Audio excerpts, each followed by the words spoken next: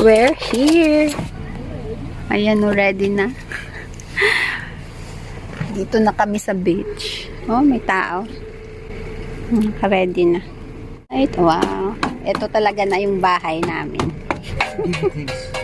Okay po. From trunk. Aba. Okay. Wow, I like the sounds. What is this? Ay, pang toilet.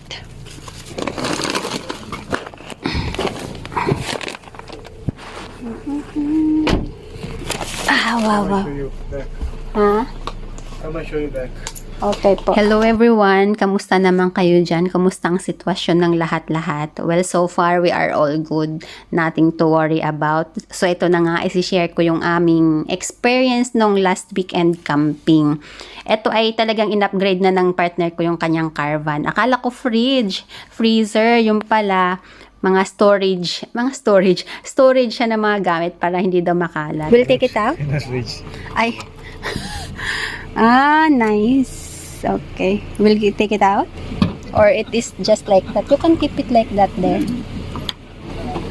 It won't fall. Wow. Astig. We'll just pull back like that. Astig. Dito tayo. Ay, ang ganda na, Malinis na yung toilet niya. Ito hindi naka-attach pa din. Tanggal. Dito yan eh. Okay. Dito. Ganun. Ito yung may pa-mirror. Malinis na siya ngayon. Toilet. Shower. Ito may pinto. Dito yung singaw sa taas. Singawan. Okay. Ito yung flooring. It's okay. I'll clean later. Bedroom. Mas spacious na siya ngayon. Then, yung cortina. Same dito yan. Pero hindi na namin buksan kasi kami lang naman. This is what? Another? Table. Stuff. Table. Taray. Alam, bahay na. Yung mga saksakan, drawer. Ano kayo dito? Okay. May mga plato pa pala kami last time dito. Dapat pala dito lang daw yung mga gamit. Okay. Now I will arrange stuff and will not take it out. Sink. Hugas-hugas. The bench. No problem. Working with Oven. May AC. Ito yung aming chiller. Bisaksak din yan. Ay, dami namang baon. Hindi naman kailangan magdala ng madami. Dami. May gatas. Okay, I will keep my stuff here also. Okay. Ito yung may chili. Ito pala nadala ko. Mali. Corn ako mamaya. Ay, wala ko. Dami niya na namang binili, uy. Meron ako dun na lutuan sa bahay. Yeah. Ganda pa naman ng lutuan niya, Taray, pa gusto kong iuwi ito. Cast iron pa yata ito. Ay, mamahalin. Stainless. Astig. Which one? para sa loob pa.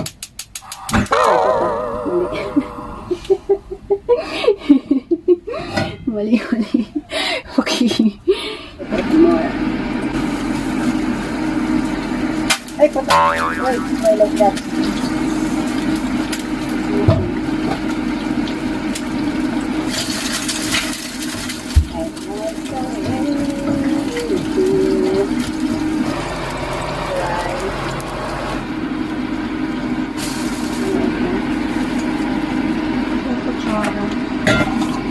Ang dami kong naluto. Cinnamon powder, ginger powder. Mas madami, mas masarap. Cinnamon powder. Ako ng sugar. Avocado. Yung aking guacamole. Dala pa akong tapero. Nadala ko yung aking pistachio. Uy! Tsaka avocado. I think it will, Opo. Down is there, man. Like this. Avocado. Sugar, honey. Sugar. Avocado is good. It's one of the best camping we did. Barhikman is good. It's so far. But that's the best dessert na honey.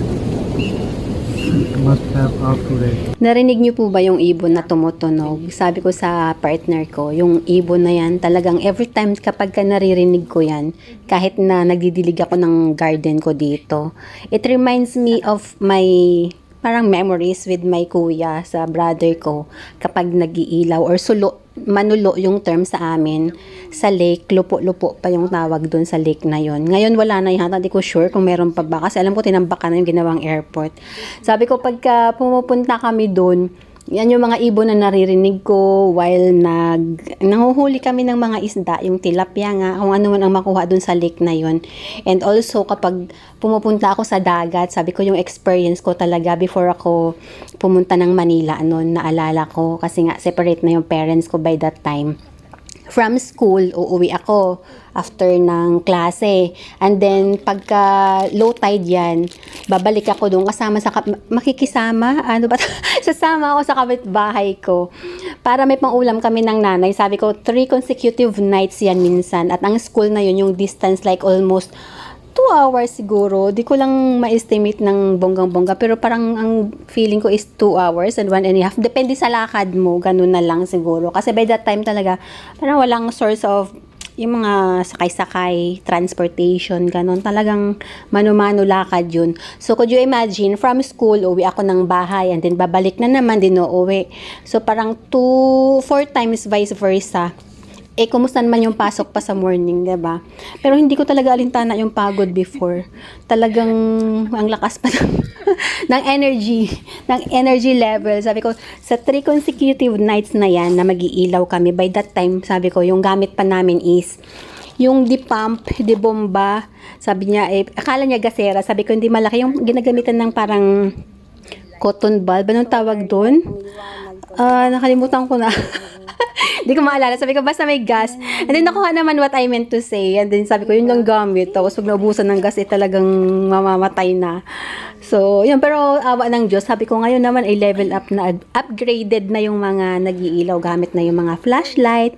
Kaya sabi ko, itong gamit ko na solar.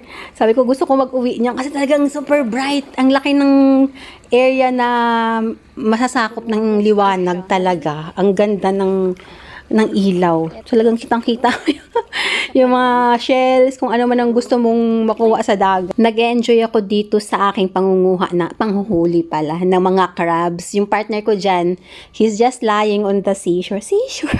Sa aming camping mat, nanonood lang siya kasi takot yun baka pag lumusong ako sa tubig. Pero hindi naman siya scary kasi hindi naman ma-attitude yung tubig at saka pa-low tide yan. After ko ngang manghuli ng mga crabs, nagsuggest ako nakakain pa kami ulit. Kasi fasting nga yun, parang 4 ba ang last kain, 4 a.m. Yun, nagluto ako ng popcorn para makakain kami ulit. And then, nag-tea kami before kami matulog. Pero hindi na ako natulog niyan kasi inabangan ko na talaga yung sunrise. Kasi nga, ang sunrise is 6 a.m. Tapos maririnig mo na yung mga huni-huni ng mga sea eagles. Itong niluto ko palang popcorn, talagang ang dami niyang kain dito. Ako yung nagpe-prepare pa lang ng tea, nilantakan niya na, inumpisahan niya ng dami niya ng labang. Sobrang dami niya nakain dito sa popcorn na to. Nasarapan siya sa luto ko. It's okay, I have already. Switch off lang yan. That small one is I like it.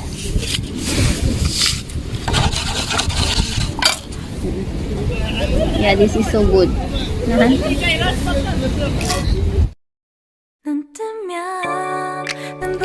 Gustong-gusto ko yung mga ganitong moment, yung kalmado lang, masarili kaming mundo. Kahit anong gulo ng mundo ngayon, kung alam nyo naman, di ba ang gulo-gulo na ng mundo ngayon, tapos ganitong moment, ang sarap sa pakiramdam, yung at home and at peace ka. Ang ganda ng sunrise. Super ganda, guys. Nag-start na yung mga sea eagles. Tulog yung boyfriend ko. Hindi niya alam bumangon na. Hindi ako natutulog. Pag sa beach, hindi ako natutulog. Naabangan ko mag-sunrise, tsaka ako matutulog. Ang ganda.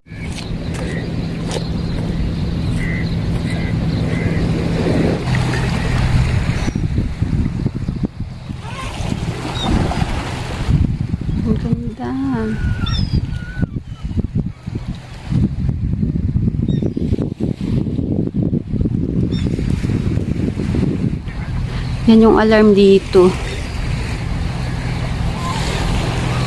Gusto ko sa pagka-camping, yung mga ganito, yung nature sound. Kaya nga sabi sa akin ng partner ko, kung gusto ko ba daw mag-singing-singing, bibili siya ng ano yung speaker, mag-video ko. Sabi ko, gusto niyang palagyan ng video, okay, actually yung caravan namin.